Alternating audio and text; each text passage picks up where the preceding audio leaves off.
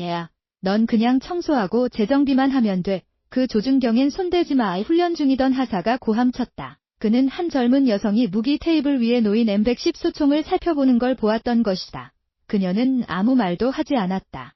그저 조용히 개머리판에 볼트를 조이고 소매를 걷어 올렸다. 바로 그때 한 장군이 복도를 지나가다 그녀의 팔을 힐끗 보고는 걸음을 멈췄다. 그의 시선은 그녀의 팔에 붙어있던 오래된 패치 크래켄 부대의 부대 마크에 꽂혀 있었다. 장군이 고개를 한번 끄덕이자 방 안은 숨소리조차 사라졌다. 크래켄이라고 믿는다면 조용한 전설에게 경례를. 넬리 쇼어, 28세의 깔끔하게 묶은 갈색 머리, 단호한 눈빛. 그녀는 현재 보급 장교이며 최근 포트 에인슬리 기지로 전속되었다. 한때 재입대를 신청했지만 거절당했다. 지금은 무기지원 및 청소 임무에 배정돼 있다. 훈련에는 참여하지 못한다. 새로 들어온 신병들과 하사들은 그녀를 무시한다. 그저 총에 라벨 붙이고 책상 닦는 사람이라 생각하는 것이다. 하지만 엘리는 반응하지 않는다. 그저 묵묵히 아주 섬세하게 일할 뿐이다. 때로는 남들보다 더 늦게까지 남아 무기들의 사소한 결함까지도 고친다. 어느 날 조준경이 5도 정도 틀어진 소총을 정비했다가 중위에게 호되게 혼났다. 괜히 궁금한 척하지 말는 핀잔을 들었다. 심지어 한 남자 병사는 말했다. 이 총 좀 아는 것 같긴 한데 어차피 국을 지식일걸. 엘리는 묵묵히 총의 각 부품 위를 조심스럽게 손끝으로 쓸었다. 마치 사랑하는 사람을 어루만지듯이 그녀는 총에 남은 흠집들, 닳아버린 표면을 바라보았다. 마치 자신의 상처인 것처럼 그녀에게 있어 총은 단순한 도구가 아니었다. 생명이었고 전우였다. 전우를 방치한다는 건 그녀에겐 있을 수 없는 일이었다. 아침 햇살이 무기고 창문을 통해 스며들었다. 벨리는 그 햇살 아래서 묵묵히 무기를 닦았다. 그녀의 동작은 정교했고 거의 의식과도 같았다. 다른 이들이 대충 일을 끝내는 동안 그녀는 매사에 시간을 들였다. 볼트 하나하나, 방아쇠 메커니즘, 조준 장치에 정렬까지 모두 꼼꼼하게 확인했다. 쉬어. 똑같은 총 하나에 20분째 매달리는 거냐? 훈련하사 마르티네즈가 짜증 섞인 목소리로 말했다. 나머지 30 정도 처리해야 한다. 네, 하사님. 웰리는 조용히 대답했다. 그러나 속도를 높이지 않았다. 그녀는 방아쇠 핀에 다른 이들은 눈치채지 못한 미세한 균열을 발견했기 때문이다. 현장에서 생사를 가를 수도 있는 균열이었다. 다른 병사들은 비웃었다. 완벽주의자 좀 봐. 이병 존슨이 속삭였다. 자기라도 무기 전문가인 줄 아는 모양이지. 아마 유튜브 강좌에서 다 배웠겠지. 상병 데이비스가 웃으며 덧붙였다. 벨리는 그 말들 전부를 들었지만 묵묵히 계속해서 손을 움직였다. 그녀의 손끝은 총기의 표면을 경험에서 비롯된 친밀함으로 더듬었다. 총에 남은 상처 하나하나가 하나의 이야기를 담고 있었고 마모된 자국마다 기억이 담겨 있었다. 점심시간. 그녀는 식당 구석에 혼자 앉아 있었다. 젊은 병사들은 가끔 그녀를 힐끗 바라봤다. 어떤 이들은 호기심 어린 눈빛으로, 어떤 이들은 숨기지 않은 멸시로. 그들에게 엘리는 전투 역할에 어울리지 못해 허드레실이나 하는 여자일 뿐이었다. 하지만 그들이 보지 못한 건 젤리가 방 안에 들어설 때마다 본능적으로 출구를 확인하는 눈동자, 자동으로 위험 요소를 판단하는 시선, 등이 노출된 자리에 앉기 전 아주 잠시 망설이는 그 미묘한 동작들이었다. 그건 책상 뒤에만 있었던 사람의 습관이 아니었다. 그날 오후 무기 점검 중 엘리는 어떤 것을 발견하고 숨이 멎는 듯한 느낌을 받았다. 저격 소총 하나가 청소 후 조립이 잘못 되어 있었던 것이다. 볼트가 완전히 착되지 않아 언제든 오작동할 수 있는 위험한 상태였다. 엘리는 훈련 감독관에게 조심스럽게 다가갔다. 감독관님, 7번 소총에 문제가 있습니다. 무슨 문제인데? 감독관은 무심하게 물었다. 볼트 조립이 내 임무는 청소야. 진다는 전문가들이 해. 내가 뭘 안다고 나서. 엘리는 조용히 뒤로 물러섰지만 그녀의 눈은 결코 그 소총에서 떨어지지 않았다. 그녀는 알고 있었다. 오작동하는 무기가 어떤 비극을 부르는지. 그녀는 그런 무기 때문에 좋은 전우들이 죽어가는 걸 직접 보았던 사람이었다. 누군가 자존심 때문에, 경고를 무시했기 때문에 좋은 사람이 죽었다. 하루가 저물고 무기고가 비워졌다. 벨리는 조용히 그리고 조심스럽게 혼자 남아있었다. 그녀는 그 소총을 고쳤다. 왜냐하면 어떤 일은 자존심보다 규정보다 훨씬 더 중요했기 때문이다. 그건 사람들을 살아서 집으로 돌려보내는 일이었다. 다음 날 아침, 분기별 저격팀 평가가 시작되었다. 벨리는 명중률 훈련에 사용할 무기들을 점검하고 준비하는 임무를 맡았다. 무기고는 활기를 띠기 시작했다. 각 부대에서 모인 정예사수들이 집결하며 광이 나는 전투화가 시멘트 바닥을 올렸다. 벨리는 조용히 무기정비 테이블 사이를 움직이며 한 자루씩 소총을 점검했다. 그녀의 숙련된 손은 다른 이들이 놓친 문제들을 정확히 찾아냈다. 조금 느슨한 조준경 마운트, 정렬이 어긋난 제로잉, 조정이 필요한 방아쇠 메커니즘까지 수정 하나하나가 마치 외과 수술처럼 정밀했다. 지금 뭐 하는 겁니까? 그 목소리는 칼날처럼 방 안을 가르며 울렸다. 스태프 서전트 레이놀즈 저격팀장, 그는 그녀 뒤에 서 있었고 얼굴은 분노로 붉게 물들어 있었다. 벨리는 바로 그 순간 최종 시범 사격에 사용될 완벽한 상태의 M24 소총을 조정하고 있었다. 조준경 정렬에 문제가 있습니다. 하사님, 지금 상태로는? 내가 의견을 물었나? 레이놀즈는 그녀에게 성큼 다가왔고 목소리는 더욱 커졌다. 방 안의 모든 이들이 그 소리에 반응했다. 정적이 흘렀다. 너는 지원 인력이다. 무기 닦는 게 내일이야. 무슨 전문가 행세는 하지 마라. 벨리는 허리를 펴고 일어섰다. 아직도 그 소총을 들고 있었다. 하사님, 이 소총은 400m 거리에서 목표를 15cm 빗나갑니다. 누군가 죽기라도 한다고. 레이놀즈가 비웃으며 끼어들었다. 자기 말 좀 들어봐. 지금 서터파이트 정비병, 마스터 사수들보다 자기가 낫다는 거야.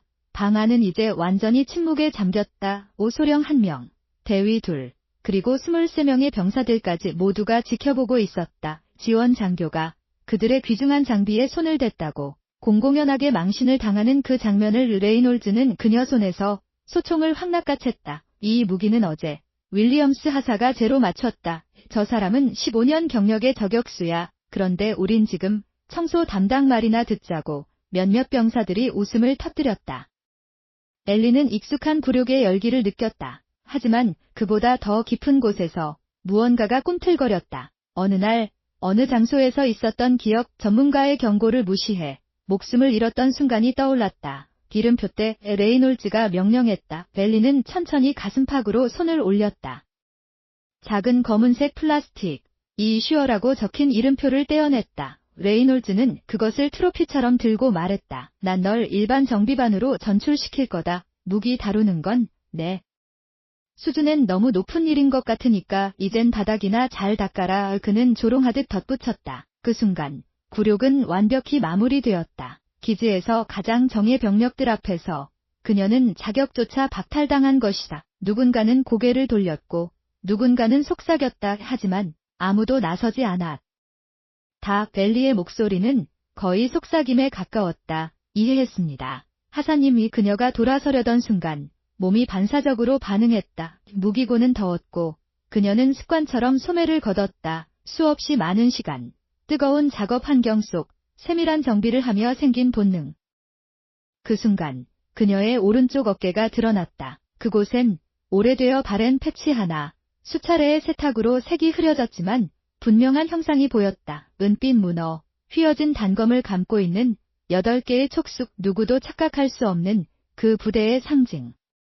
그 문장이었다. 베테랑 병사들의 피를 싸늘하게 만들던 단 하나의 단어, 크래켄 부대. 바로 그 순간 무기고 문이 열렸다. 기지 지휘관 마커스 에이브럼스 장군이 예고 없이 무기고에 들어섰다. 그는 돌발 점검으로 유명했다. 부하들을 항상 긴장시키고 전투태세를 유지시키기 위해서였다. 이번 방문의 목적은 저격 평가를 참관하고 최근 보고된 기강 문제에 직접 대응하기 위함이었다. 하지만 그 순간 그의 시선은 오직 그 패치에 고정되었다. 시간이 느려진 것처럼 보였다. 장군의 주름진 얼굴에 복잡한 감정이 흘렀다. 인식, 믿기 어려움, 그리고 경외에 가까운 경건함. 그는 그 패치를 본 적이 있었다. 기밀 보고서에서 일반 장교조차 접근하지 못하는 심층 작전 기록에서만 볼 수 있는 그 상징. 차렷. 누군가 외쳤다. 그러나 에이브럼스 장군은 조용히 손을 들어 제지했다. 그의 목소리는 낮았지만 공기마저 멈추게 만들 만큼 무거웠다. 크래켄 방 안의 모든 시선이 하나로 집중되었다. 장군은 천천히 엘리에게 다가갔다. 눈을 그 패치에서 결코 떼지 않은 채로 그가 가까이 다가섰을 때 조용히 말했다. 그러나 침묵 속에서 모두가 들었다. 당신 블랙 하푼 작전 출신이지 않나? 벨리는 그의 눈을 똑바로 바라보며 아주 조용히 고개를 끄덕였다. 장군은 한 발 물러섰고 그의 목소리는 이제 절대적인 위험을 담고 울려 퍼졌다. 이 자리에 있는 모든 병사, 차렷 23명의 병사들이 순식간에 자세를 고쳐잡았다. 에이브럼스 장군은 말을 이었다. 그의 목소리에는 이 방의 누구도 감히 헤아릴 수 없는 지식과 경험의 무게가 실려 있었다. 이 병사는 너희가 접근조차 못하는 작전에서 탁월한 공로를 세운 인물이다. 무기 시스템에 대한 그녀의 전문성은 여러 생명을 구했다. 너희 중 대부분이 부서질 상황에서도 말이다. 그는 창백해진 얼굴에 레이놀즈를 향해 돌아섰다. 하사. 즉시 이름표를 돌려주고 정중히 사과하라. 방 안은 얼어붙었다. 방금 전까지만 해도 전문가 행세한다며 공공연히 조롱당했던 여인이 이제는 그 누구도 감히 상상하지 못했던 전설로 드러난 것이다. 레이놀즈는 손을 떨며 그녀에게 이름표를 내밀었다. 죄송합니다. 대위님이 그는 조용히 말했다. 제가 몰랐습니다. 벨리는 이름표를 받아들며 차분한 목소리로 말했다. 모를 수밖에 없었죠. 하사님이 그러나 이미 드러난 진실과 남긴 흔적은 지울 수 없었다의 싸늘한 무시에서 장군의 경외로 그녀의 이름 앞에 붙는 그 단어 블랙 하푼 더 이상은 숨겨진 전설이 아니었다. 그건 단순한 부대 패치가 아니었다. 그건 상기시키는 상징이었다. 가장 위대한 영웅은 종종 평범해 보이는 얼굴 뒤에 숨어 있고 진정한 가치는 계급이 아니라 남몰래 새겨진 상처와 누구에게도 알려지지 않은 희생에서 비롯된다는 것을 지옥을 걷고 돌아온 영혼들이 있다 믿는다면, 그리고 가장 깊은 존경은 지위가 아닌 비범한 행동에서 온다 믿는다면 블랙 하우푼디라 댓글을 남기세요. 말하지 않아도 한 부대 전체를 침묵시키는 사람들이 있다. 그들은 말 대신 남들은 감당할 수 없는 패치 하나로 모든 걸 증명한다. 이 무기고는 완전한 정적에 잠겼다. 에이브럼스 장군은 손짓으로 필수 인력을 제외한 모두를 퇴장시켰다. 몇 분 후 그곳에 남은 사람은 엘리, 장군, 그리고 2명의 고위 장교뿐이었다. 장군의 부관이 문을 닫고 경계에 섰다. 슈어 하사. 에이브럼스 장군은 처음으로 그녀의 정식 계급을 부르며 말했다. 당신에게 몇 가지 질문을 해야겠소. 벨리는 조용히 고개를 끄덕였다. 자세는 꼿꼿했지만 그 어떤 압박에도 흔들리지 않는 경험자의 여유가 느껴졌다. 그녀는 이미 이보다 훨씬 더 매서운 신문들을 통과해온 사람이었다. 크레켄 부대는 장군이 말을 이었다. 공식적으로는 존재하지 않는 부대다. 관련 문서들은 너무 깊숙이 묻혀 있어서 대부분의 장군들조차 그 이름을 모른다. 하지만 난 2016년 감시위원회 일원이었지. 내가 수행한 작전 중 몇 건의 서명도 했었어. 그는 말을 멈추고 렐리의 얼굴을 주의 깊게 살폈다. 블랙 하푼 작전 원래는 단순한 인질 구출 작전이었다. 시리아에서 미국인 계약직 3명이 무장 분파에 의해 붙잡혔다는 첩보가 들어왔고 들어가서 구출하고 나오는 간단한 임무였지. 렐리의 턱이 거의 눈에 띄지 않게 굳어졌다. 기억이 여전히 그녀를 건드리고 있다는 유일한 증거였다. 에이브럼스 장군이 말을 이었다. 하지만 단순한 작전이 아니었지. 도착도 하기 전에 내 팀 전체가 노출되었잖아. 누군가 너희의 정보를 팔아넘겼던 거야. 그 말의 무게가 공기 속을 무겁게 짓눌렀다. 크레켄 유닛은 군 내부에서도 존재가 부정되던 가장 기밀스러운 특수작전 부대였다. 네이비실도 델타포스도 감당할 수 없는 임무들, 정치적으로 너무 민감해서 절대 외부에 드러나선 안 되는 작전들, 불가능한 구출 작전, 빛도 정보도 없는 완전한 어둠 속에서 활동. 선발 과정은 지원자의 대부분이 살아남지 못할 정도로 가혹했고 운 좋게 선발되어도 평균 생존 기간은 14개월. 하지만 엘리슈어는 무려 4년을 버텼다. 그리고 그 부대에 발탁된 유일한 여성 대원이었다. 그것도 정치적 고려나 할당제가 아닌 심리평가, 명중률, 임무 적응력 전 항목에서 역대 최고 점수를 기록한 인물이었기 때문이다.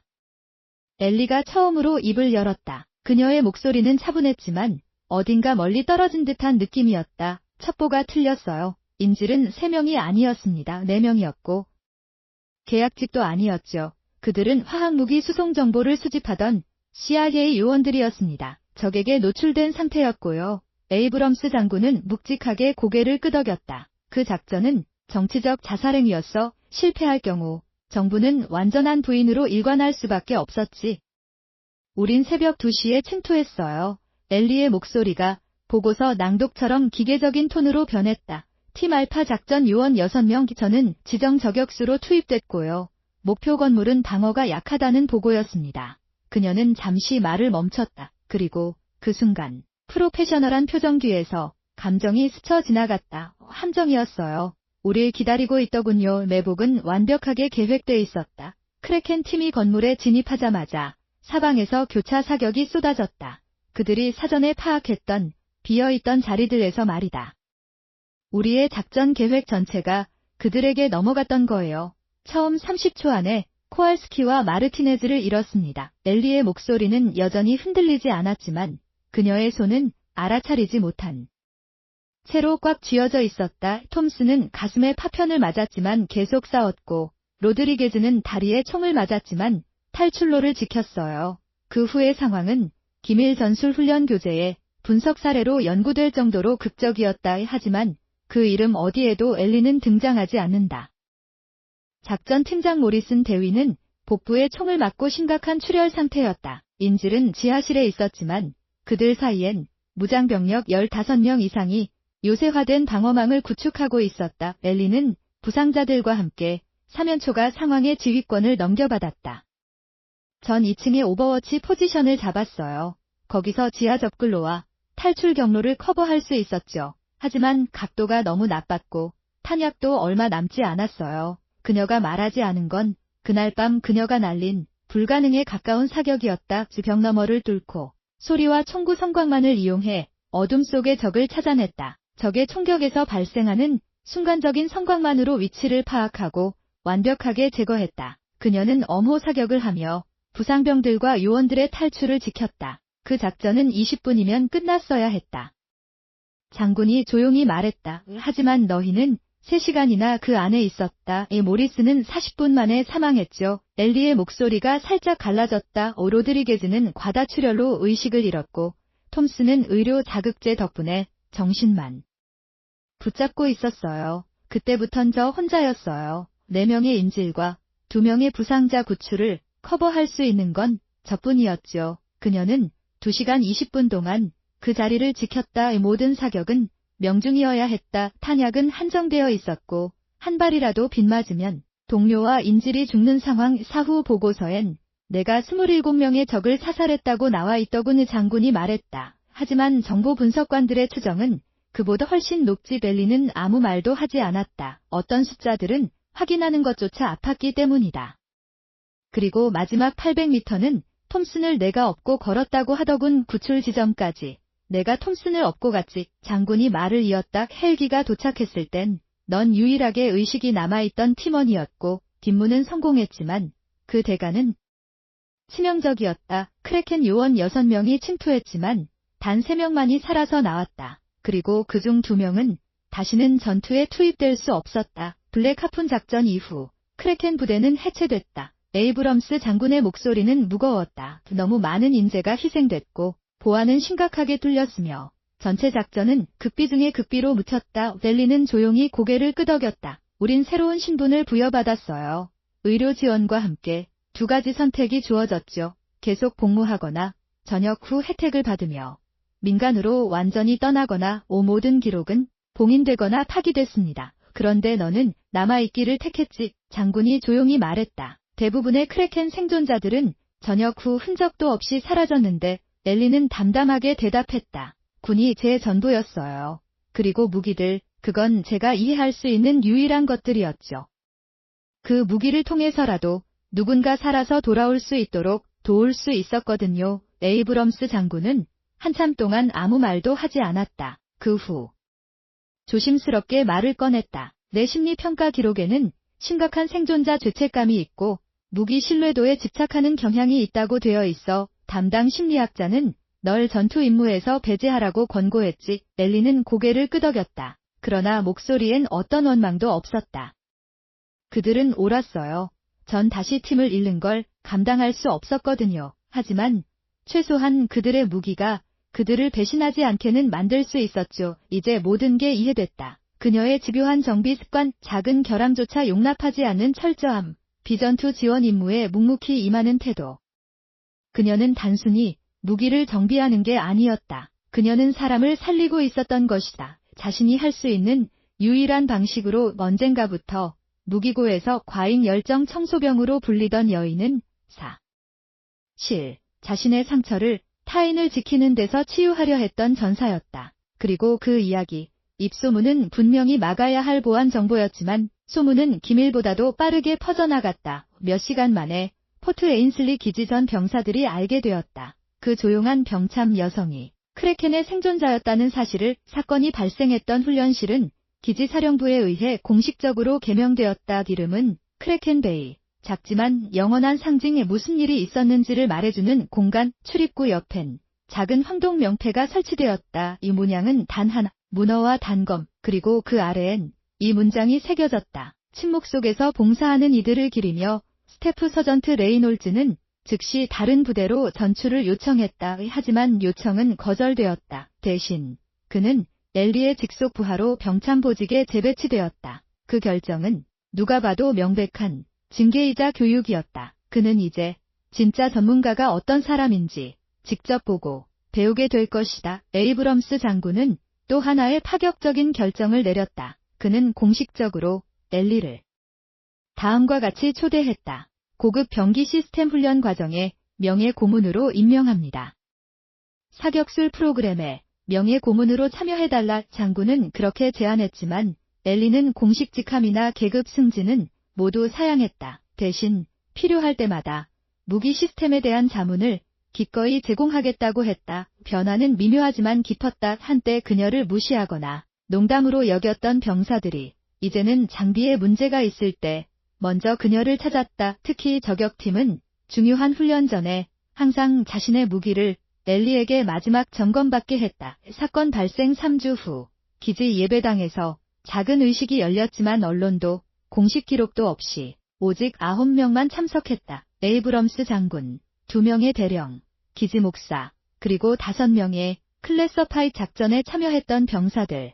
그들은 무엇이 일어났는지 그 무게를 가장 잘 이해하는 이들이었다. 의식은 정확히 11분 동안 지속되었다. 연설도 없었고 수여된 상도 없었다. 대신 모든 참석자들은 새롭게 디자인된 크래켄 패치 은색 핀을 가볍게 달았다. 이것은 부대의 기억을 기리는 작은 상징이었다. 의식이 끝날 무렵 에이브럼스 장군이 접힌 성조기와 원본 크래켄 패치를 담은 시도우 박스를 들고 다가왔다. 우린 이전에 그는 그렇게 말했다. 하지만 당신은 절대 우리 일원이기를 멈추지 않았어. 벨리는 떨리지 않는 손으로 시도우 박스를 받아들였다. 그러나 그녀의 눈빛은 오랫동안 비밀을 혼자 짊어져 왔던 그 무게를 담고 있었다. 기억되고 싶진 않았어요. 선생님이 그저 제 일을 하고 싶었을 뿐인데. 그것이야말로 당신이 기억되어야 할 이유다. 그가 답했다. 가장 의미 있는 변화는 무기 관리 방식을 바꾼 데 있었다의 새로운 프로토콜이 도입되어 중요 장비는 다단계 검사를 거쳐야 했고 엘리의 방법들이 표준 절차로 자리 잡았다. 그녀의 집요한 디테일에 대한 집착이야말로 늘 생명을 살려온 실천이었다. 한 달 후 주요 훈련 중 새 규정 덕분에 소총 볼트에 미세한 균열이 발견되었다. 치명적인 사고를 막은 그 발견 덕분에 그 병사는 훈련 후 엘리를 찾아와서 말했다. 제 목숨을 구해주신 것 같아요. 엘리는 조용히 미소 지으며 답했다. 그게 바로 제가 했던 일이에요. 그리고 아마도 가장 큰 변화는 엘리 자신에게 있었다. 몇 년간 짊어져온 무게, 자신만 살아남았다는 죄책감, 인정받지 못한 희생의 짐. 이제 다는 아니지만 조금은 가벼워진 듯 했다. 여전히 그녀는 섬세한 주의로 일했고 여전히 남아서 한 발이면 충분한 완벽함을 위해 정비를 이어갔다. 그러나 이제는 혼자가 아니었다. 함께 늦게까지 남아 도움을 주고 배우며 그녀가 지켜온 것을 기릴 수 있게 된 병사들이 있었다. 기지 전체가 배웠다. 영웅이 언제나 계급장을 달고 있지는 않다는 것을. 명예 훈장이 빛나지 않아도 상처와 침묵 속에서 다른 이를 지키는 방식으로 영웅이 되어줄 수 있다는 것을 기억되고 싶지 않아요. 그저 제가 위험하다는 걸 알면서도 체크하지 않으면 안 되는 작은 총열의 흠이라도 저는 청소하고 싶어요. 그녀는 단지 총 닦는 사람이었다는 말도 들었어요. 그 말, 틀린 것도 아니죠. 총 닦아요. 내가 이런 집착을 가지게 된 건 예전에 정비불량 무기로 내 팀 전원이 죽는 걸 그 눈앞에서 봤기 때문입니다. 사람들은 정밀함이 완벽함이라고 생각하죠. 하지만 그게 아니에요. 정밀함은 살아서 돌아오는 겁니다. 제가 조이는 나사 하나, 맞추는 스코프 하나, 조정하는 방아쇠 메커니즘 하나, 그건 단순한 기계 작업이 아닙니다. 그건 약속이에요. 아들을 군에 보낸 어머니에게, 남편을 기다리는 아내에게, 아빠를 제복 입은 모습으로 그리는 아이에게, 그 모든 사람들에게 하는 살아서 돌아오겠다는 약속입니다. 그 시리아 지하실에서 나는 배웠습니다. 군 매뉴얼엔 없는 것, 살고 죽는 차이는 항상 가장 작은 디테일에서 생긴다는 거요. 0.5도 틀어진 스코프, 머리카락만큼의 금이 간 격발핀, 제대로 결합되지 않은 볼트 하나, 이게 생명을 갈라놓습니다. 적은 당신의 계급도, 명예도 신경 쓰지 않아요. 총알은 권위를 존중하지 않죠. 이 모든 게 무너질 때가 와요. 그리고 정말 무너졌을 때 당신을 살리는 건 딱 3가지예요. 훈련, 동료, 그리고 장비가 그 순간 정확히 작동하느냐입니다. 예전엔 내가 그 총을 쏘던 사람이었어요. 지금은 그 총이 제대로 작동하게 하는 사람이죠. 둘 다 똑같은 책임이 따릅니다. 누군가의 목숨이 내 작업에 달려있다는 책임. 블랙 하푼 이후 군 정신과 의사는 제게 말했어요. 생존자 죄책감과 장비 신뢰성에 대한 강박 증세가 있다고. 그 말 맞아요. 저 집착해요. 작은 디테일에 병적으로 집착하죠. 왜냐하면 전 그 작은 것들이 무시됐을 때 무슨 일이 일어나는지 봤거든요. 장비 오류로 죽어가는 동료를 제가 안고 있었어요. 그리고 가족들에게 그가 돌아오지 못한 이유는 그저 누군가가 서두르거나 게으르거나 사소한 걸 무시했기 때문이라고 제가 직접 말해야 했습니다. 모든 작은 건 중요합니다. 그래서요, 어딘가에서 조용히 일하면서 남들은 대수롭지 않게 여기는 세부사항 하나하나에 집중하는 사람을 본다면 그들이 아무것도 모르는 거라고 속단하지 마세요. 그들의 신중함을 미숙함이라 판단하지 마세요. 그들의 철저함이 쓸모없는 시간 낭비라고 생각하지 마세요. 가장 덜 중요한 일을 하는 것처럼 보이는 사람이 사실은 가장 중요한 일을 하고 있는 겁니다. 모두가 자기 역할을 무사히 끝내고 돌아올 수 있게 말이죠. 저는 인정받고 싶지 않아요. 계급장도, 훈장도, 기념식도 필요 없어요. 그저 단 하나, 누군가 방아쇠를 당겼을 때 그 무기가 정확히 작동할 거란 걸 확신할 수 있으면 돼요. 왜냐하면 침묵에는 그만의 명예가 있으니까요. 그리고 때로 가장 위대한 봉사는 아무도 알아채지 못한 채 단 한 번의 생명을 구해낼 때 비로소 빛을 발하죠. 저에겐 그걸로 충분해요. 충분해야만 하니까요. KZ 스토리즈를 구독해주세요. 왜냐하면 모든 전설이 계급장을 달고 있진 않으니까요. 어떤 전설은 그저 조용히 상처를 꿰매며 살아가죠.